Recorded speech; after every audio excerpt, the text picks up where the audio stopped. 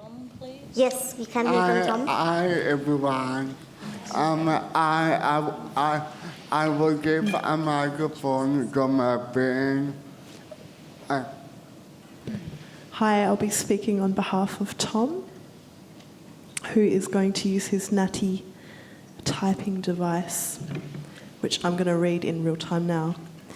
He asks that you be patient, though.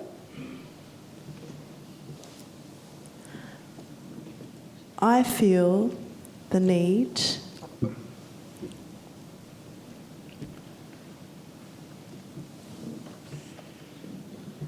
to ask another question.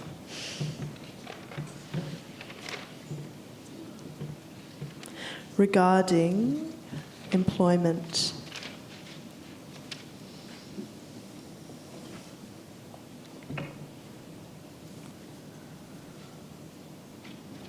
But it's a very different question.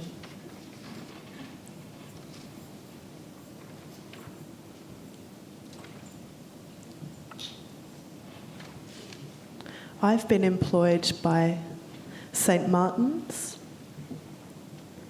for 3 years.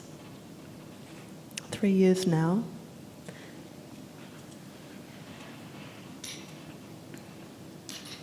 As a casual bar person.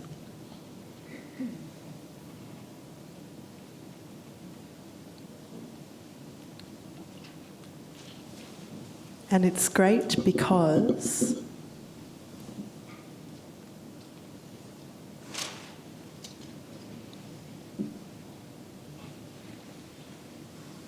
I have the ability to be acknowledged for my skills,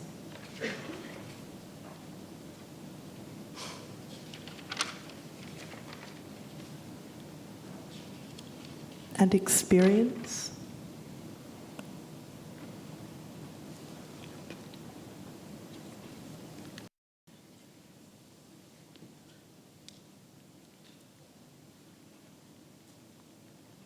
And I can take the whole customer service thing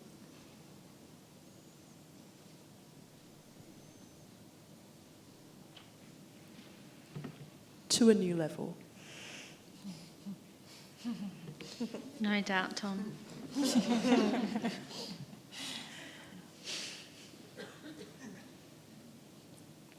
Because there are so many people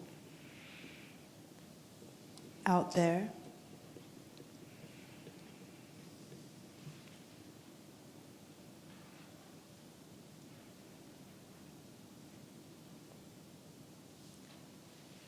who are scared to have a conversation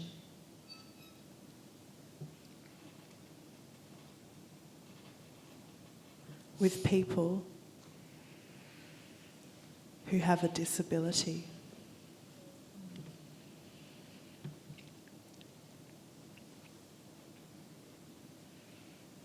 Because they are so scared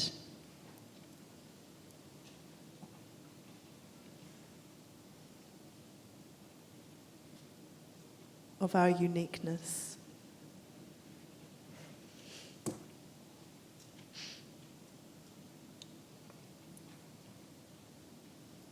And I want to bring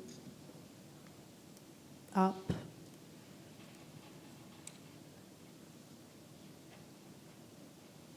the issues of why can't more people with disabilities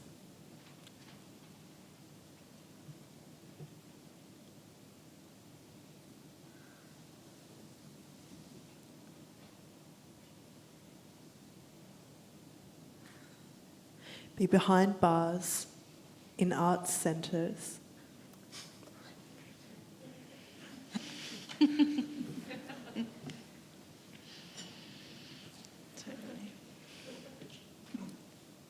And why can't the Australia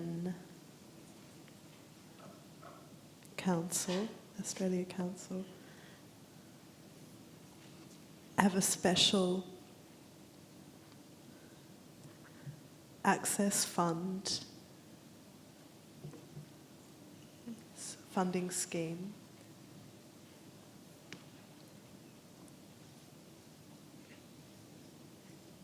to promote this? I think that's an excellent question. We need more arts workers as well as behind bars, behind the good kind of bars.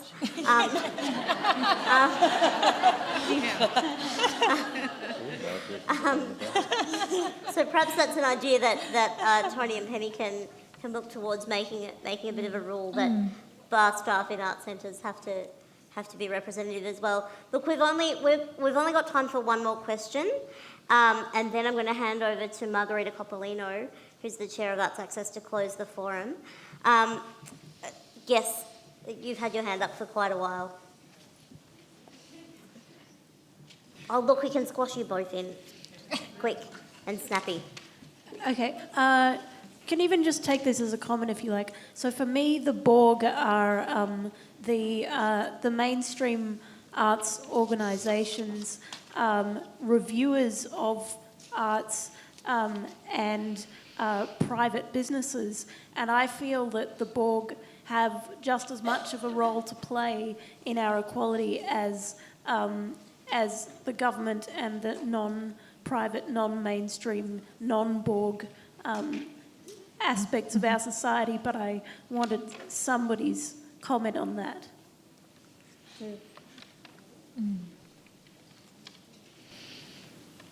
Catherine, would you like to? Yeah, sure. comment? Of course it is their responsibility, because there's a fundamental rights base that needs to be acknowledged, and people need to understand what they need to do under that Human Rights Convention, and that access is a fundamental right, and that means for a whole range of private dwellings, right through to government bureaucracy. See, I can't even say the word. I have trouble as well. And policy making. So policy making needs to be inclusive of people with disability. People with disability need to be found in all spheres of society, contributing based on their knowledge base and their expertise. And there are a lot of people out there who have the capacity to contribute to bureaucracy and policy and maybe loosen it up a little bit and make it less Borg-like, if you like. I think through the contribution of people with disability, we can loosen our structures, realise our rights, and fundamentally, in order to have people to contribute, it's a bit of a catch-22. You have to provide them with access. So we need to work on that. And I think we can work on that creatively. Why can't we be producing good art, good political art about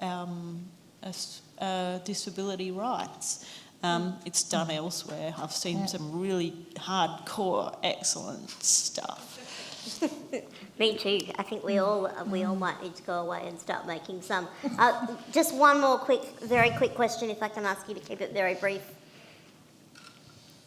I think we've sort of all avoided the point somehow that making disability art is going to be more labour intensive and more resource heavy than mainstream art. Recently I work for Dandenong Ranges Music Council, and we have quite a suite of activities for people with disability. I was writing a submission to Arts Victoria, and I put under the personnel that we needed an arts therapist, and I was refused funding because they're not an artist. Now, you know, people like Les, people like Libby who help Mel get around, all these people that support the art being made it needs to be factored in these submissions. They're going to be more expensive. They're going to be more expensive than mainstream art. So we're not on a level playing field. And I'd just like to say the contributions of the arts therapists and the mentors like Les, they help unpack the arts for people with disability, and they're essential in the process.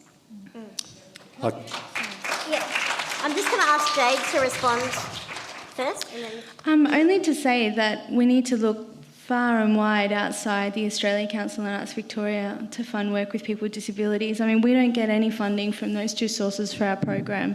It's all from Department of Human Services and Skills Victoria and Adult and Community Further Education. And it's really about how we use those funds. So we have an arts therapist and engage with disability support workers, and it's really about agitating in a range of fields so that we can sort of start to fund this work in an arts and non-arts sense.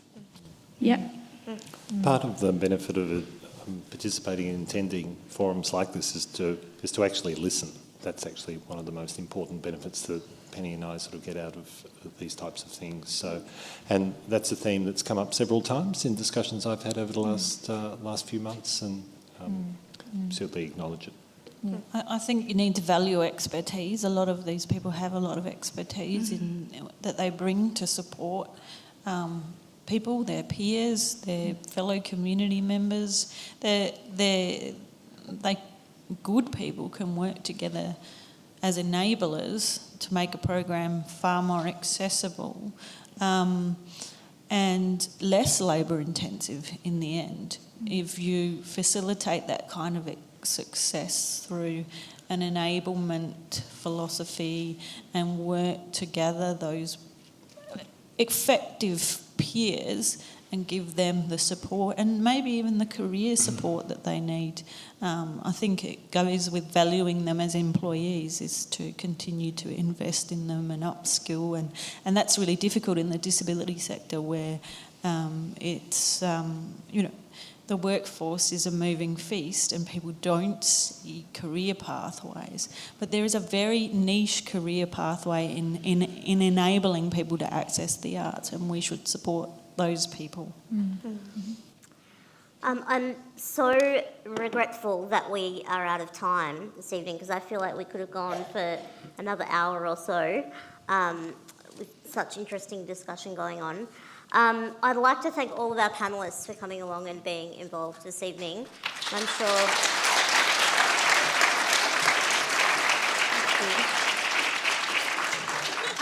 I think that there's some really fantastic energy in the room, and we can go away from this and solve the problems of the world, I think. But, I think those points to keep in mind all the time is that art is such a fantastic vehicle for social change. And I'm going to hand over to Margarita Coppolino, who is the chair of the Board of Arts Access Victoria, to officially close the forum